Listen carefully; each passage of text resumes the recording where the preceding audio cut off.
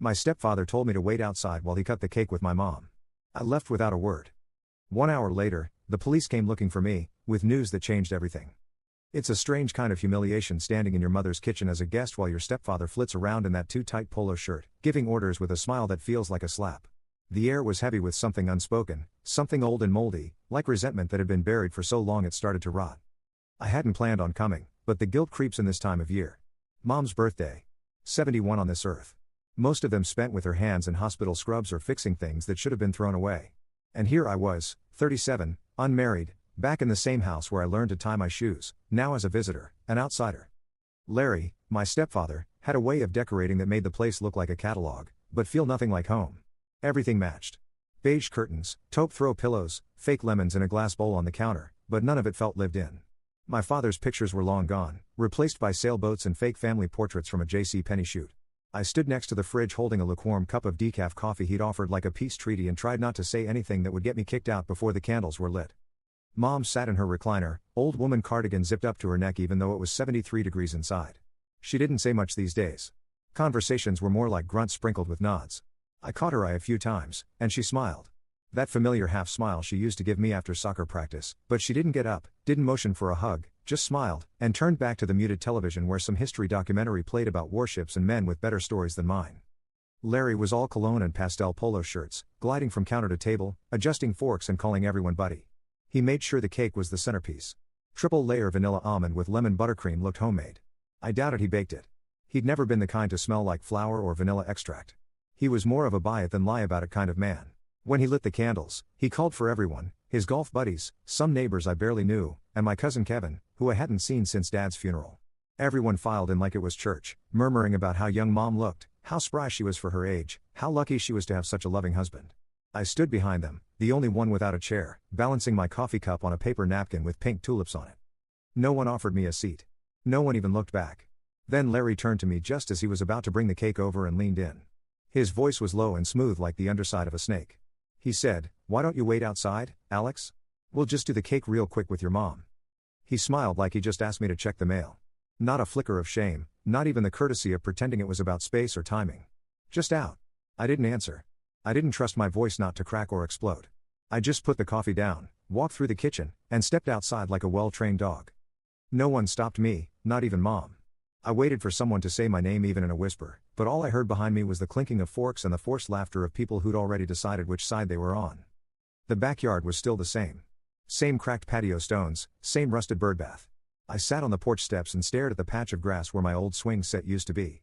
The metal frame had been taken down years ago, but the dirt patch was still visible like a scar. I don't know how long I sat there. Could have been 20 minutes, maybe an hour. The sun was starting to dip below the roof line, and the wind had that late fall bite that sneaks through your jacket no matter how tightly you wrap it. I thought about leaving, just walking back to my car, starting the engine, and letting them wonder. But then I thought about Mom. I still loved her. I think I did. Even if she had stopped standing up for me years ago, even if she had let Larry erase my father's memory, inch by inch, room by room. I stayed even though I had every reason not to. I only noticed the flashing lights because of the reflection in the kitchen window, red and blue, pulsing, silent. My thought was that someone in the neighborhood got hurt. Some kid fell off a bike. Maybe an old woman passed out on her lawn. I turned toward the driveway expecting to see a fire truck or maybe an ambulance, but it was a police cruiser. The doors opened, and 2 officers stepped out. One female, one male, both wearing those expressions that are trying not to be alarming, which only makes them more unsettling. They walked straight toward me. "Sir," the female officer said, "are you Alex Carter?" I nodded, feeling a weird tightness in my chest. "We need to speak with you," the man added.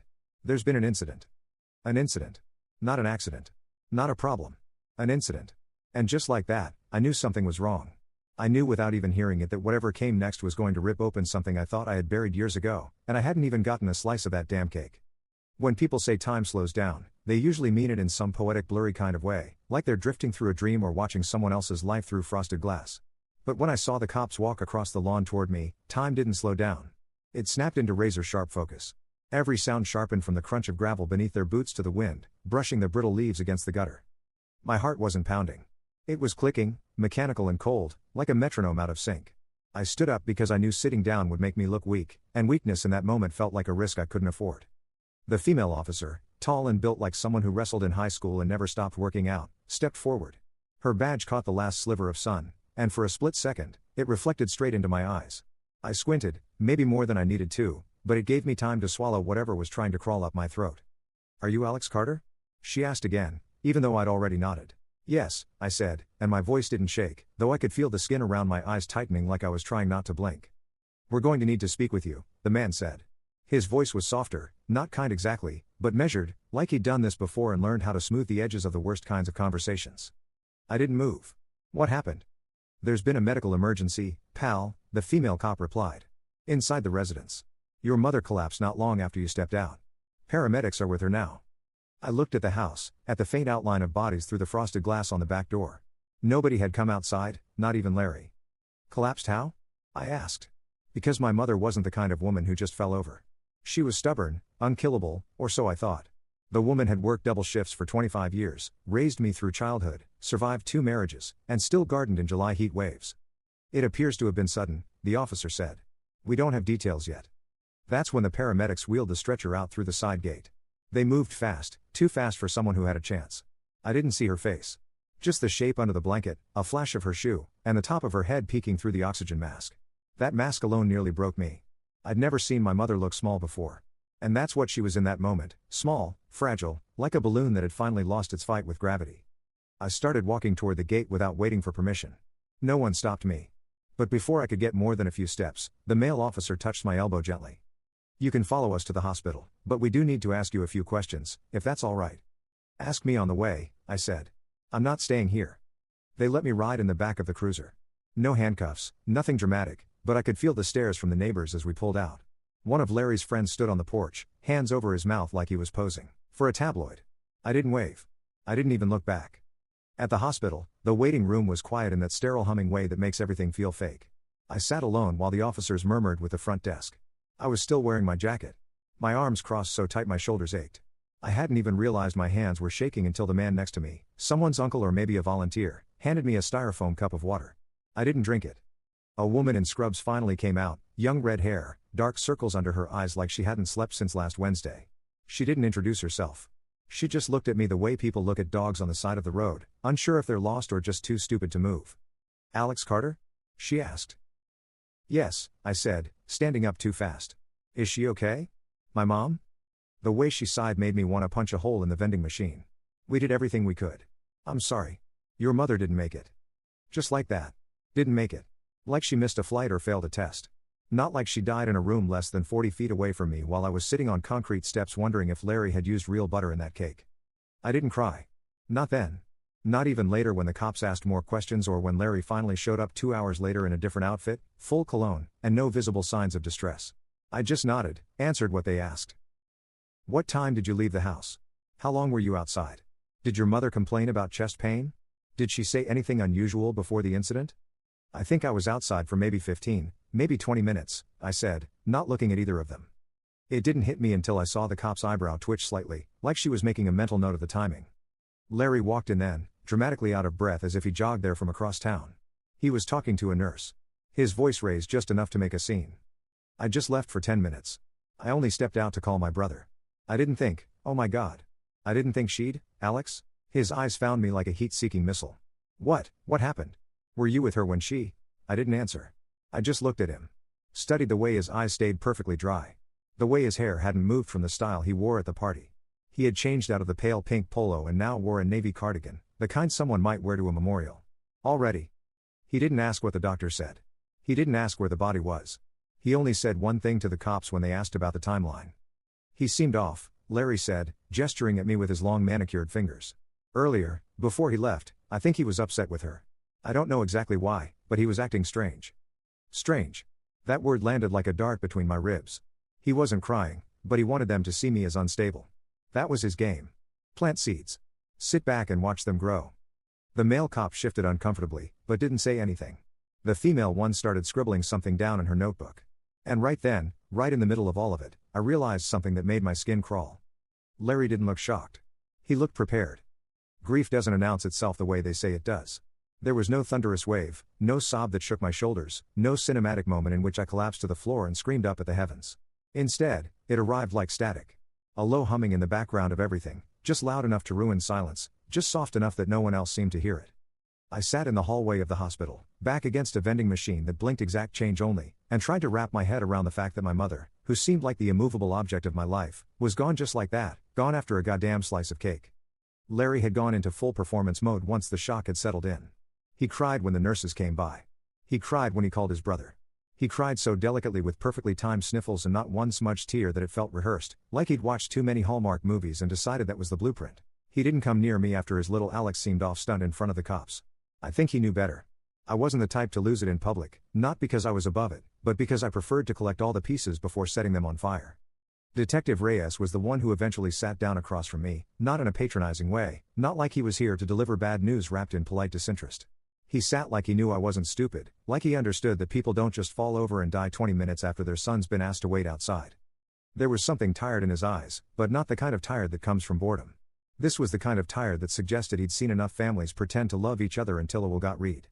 He pulled out a notepad and flipped through a few pages, then paused as if deciding how to start.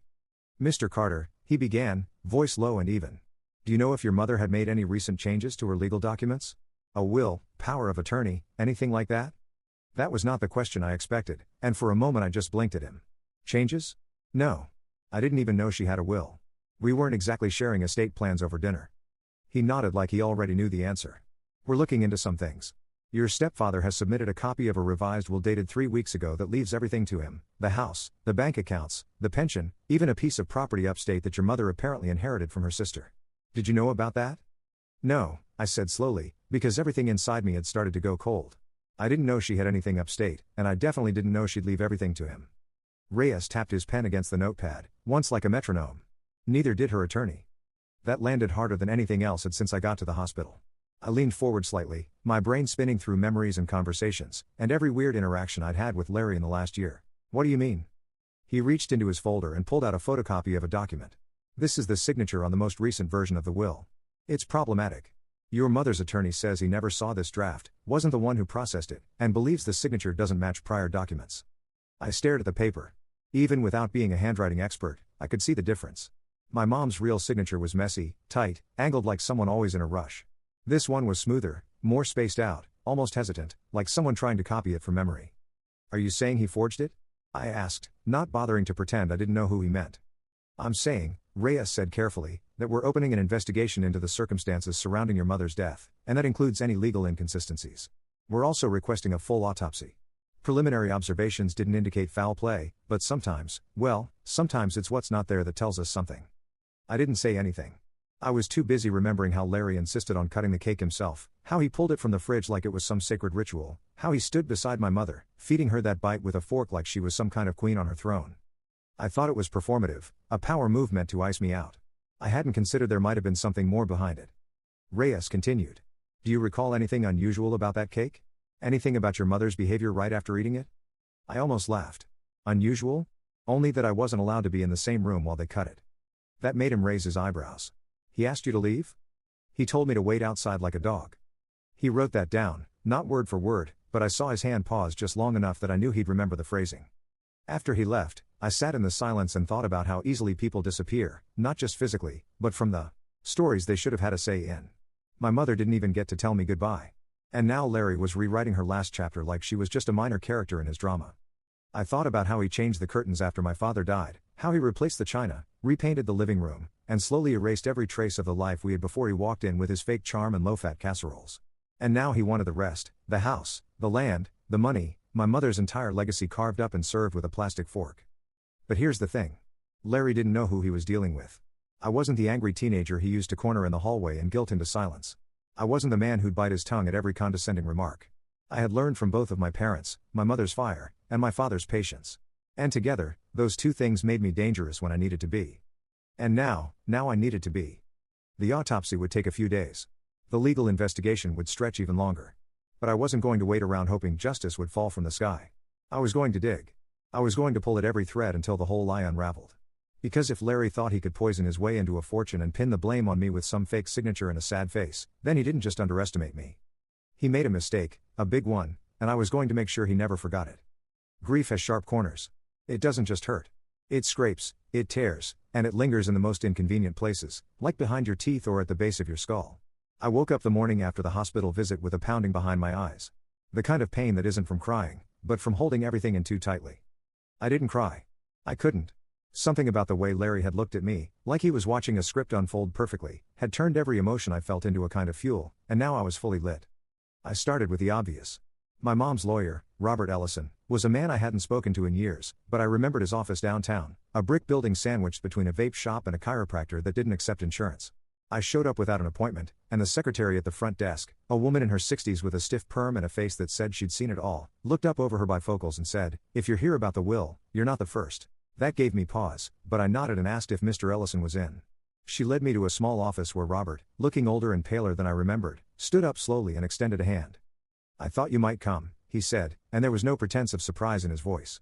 He gestured for me to sit, and I didn't waste time. I told him about the signature, about Detective Reyes, about Larry crying without tears and changing his polo before showing up at the hospital. Robert listened in silence, his fingers steepled under his chin, the picture of patience and measured thought. When I finished, he reached into a locked drawer and pulled out a folder.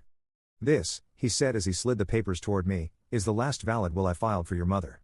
Dated just under a year ago, she left the house to you, set up a trust in your name with a modest inheritance, and designated Larry as caretaker of her estate in the event of her death, but only until you turn 40. It was her way of keeping the peace, I think." I stared at the documents, the neat lines of type, the unmistakable scrawl of my mother's true signature at the bottom. "So the new will is fake?" He sighed. "Not definitively, yet. But there are inconsistencies. The notary listed isn't registered with the state. The date conflicts with other documented events, and the witness signatures are both people I've never heard of. Your mother was a cautious woman. She wouldn't have changed her will without telling me, not after 30 years. I swallowed the lump in my throat. And she wouldn't have given Larry everything. No, Robert agreed, his eyes narrowing slightly. Not unless she was pressured, or worse. That was all I needed to hear. I spent the next 2 days digging, not metaphorically. I went through drawers, files, and storage boxes at my mother's house while Larry was grieving at his brother's place upstate. I had the spare key. I knew where the old stuff was, the real stuff, my father's journals, old tax forms, prescription records. I found a locked drawer in her bedroom, and I picked it the way she taught me when I was 16 and bored on a rainy Sunday. Inside, I found a pharmacy receipt for a refill on her blood thinner medication dated 3 days before her birthday. Next to it was a bottle with exactly 5 pills left. She should have had at least 20, but if someone was giving her extra doses daily, the math made terrible sense. I kept digging. In the kitchen, tucked behind a cookbook full of untried recipes, I found a manila envelope labeled Carter, emergency only. Inside were copies of old wills, correspondence with Robert, and a handwritten letter I almost couldn't read because my hands wouldn't stop shaking. It was dated 10 days before she died. "Alex," it began. "If you're reading this, something happened. I've been feeling off lately. Foggy. I think Larry's been giving me more than just my usual meds. I'm not accusing him yet, but I've started hiding a few pills to test my theory. Don't tell him. Watch him. And go to Robert if I'm not around." My mother, suspicious, careful, watching him. Dead 10 days later. I took the letter, the pill bottle, and the pharmacy receipt, and drove straight to Detective Reyes. He wasn't surprised to see me, but he was very interested in the items I laid out across his desk. He called in a tech team to collect the evidence, took my statement again, and then told me something that turned my stomach inside out. "We found the leftover cake in the refrigerator," he said. "At your suggestion, we tested it and found trace amounts of aspirin mixed into the frosting." "Aspirin," I repeated, trying to piece it together. "In combination with her blood thinners, it could have caused severe internal bleeding. It wouldn't show obvious signs immediately. To a casual observer, it would look like a sudden collapse. Natural causes." I sat there not breathing. "He killed her." He didn't confirm or deny. "We can't prove he intended to, not yet, but we're building a case, and we filed for a formal search warrant for the residence." I nodded slowly. "He's going to see this coming." He leaned back in his chair. "Maybe, but you're not just a son anymore. You're a witness. And if he forged that will, that's fraud, plain and simple." I left the precinct with a mind full of sharp edges. Revenge wasn't an impulse anymore. It was a plan. A slow, meticulous unraveling of every false thread Larry had stitched into our family tapestry. He thought he could rewrite history, cut out the inconvenient parts, and wear grief like a costume. But what he didn't know, what he never bothered to understand, was that I don't forget. I don't forgive easily, and I don't let people like him win without a fight. He wanted what he thought was owed to him. He took more than that. Now it was my turn. The morning I decided to confront Larry, the sky was one of those dull, uncommitted grays that always makes the world look like it hasn't fully woken up yet. Not stormy, not clear, just indifferent. It matched my mood perfectly. I had slept for exactly 2 hours, if you could call it sleep, since my mind had spent the entire night crawling through every memory, every sideways glance, every too sweet smile Larry ever gave me, all the way back to the day he moved into our house with his neatly pressed polos and cologne that made me think of old soap. There had always been something off about him, a kind of performative sweetness that didn't mask the chill underneath. And now I was beginning to realize that it hadn't been in my head all these years. It had been deliberate, methodical, and rooted in something much darker than insecurity or pettiness. I didn't call ahead. I didn't knock. I used my key because the house still technically belonged to my mother, and pending the outcome of the investigation might still legally be mine. He was in the kitchen, of course, where he always pretended to be useful, standing by the island with his phone in one hand and a glass of something amber-colored in the other. He wore a navy silk robe like he was starring in some community theater production about elegant widowers and betrayed love. When he saw me, he straightened, and his mouth curled into that artificial half-smile he reserved for people he planned to manipulate. "Alex," he said, as if he had been expecting me and wasn't surprised at all that I had walked in without so much as a text message. "I thought you'd call. You know, give me time to clean up. I've had so many visitors." I didn't respond to that. I just placed the manila envelope on the kitchen island and watched his eyes flick down to it like he already knew what was inside or at least feared it was something that could ruin him. "You might want to sit," I said, not because I was concerned for him, but because I wanted to take the power out of his voice before he had a chance to use it again. He didn't sit. Of course, he didn't. Instead, he reached for the envelope as slowly and elegantly as he could muster, then opened it with one fingernail like he was unwrapping a delicate gift. Inside were copies of everything.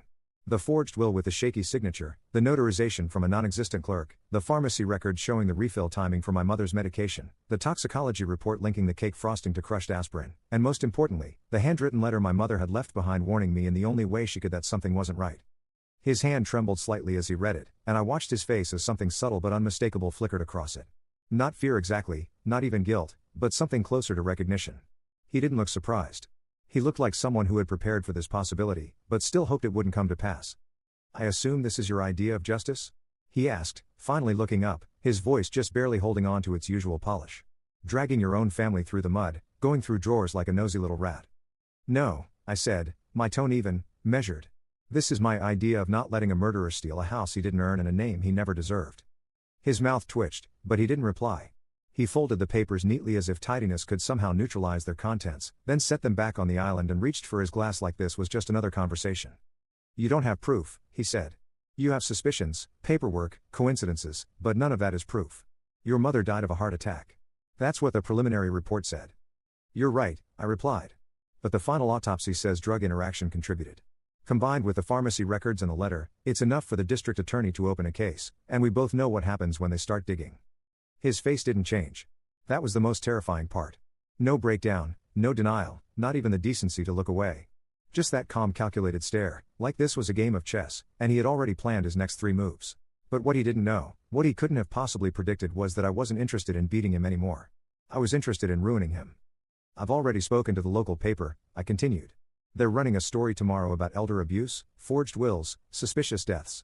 They won't name you, not yet, but they'll strongly suggest it. And when the neighbors read it, when the golf buddies start whispering, when your barber avoids eye contact at the grocery store, well, that's not on me. That's on you." "You think I care about gossip?" he asked, his voice tight for the first time. "You think I care what these small-town fools think about me?" "No," I said. "I think you care about being seen as the grieving widower, and I'm going to take that away from you slowly, publicly, legally." For the first time since I walked into that kitchen, he was speechless, and that silence was sweeter than any victory I could have imagined. I turned and walked out without waiting for a response. The sound of my shoes on the tile echoing like punctuation. He didn't follow me. He didn't call after me. I didn't expect him to. He wasn't stupid. He knew the war was over, or at least this battle was. Detective Reyes called later that afternoon. He said they were moving forward with charges related to the forged will and potential fraud. The toxicology evidence wasn't enough for a murder charge, but the forged legal documents combined with the testimony and the pharmacy inconsistencies gave them more than enough to start building their case. He thanked me for being thorough. I thanked him for believing me. The funeral was small. Larry didn't attend. He said something about migraines and stress, but everyone knew the truth, the real truth, not the polished lie he fed to people when they were too polite to ask follow-up questions. I stood at my mother's grave with a single yellow rose, the same kind she used to keep in the garden, and I didn't cry.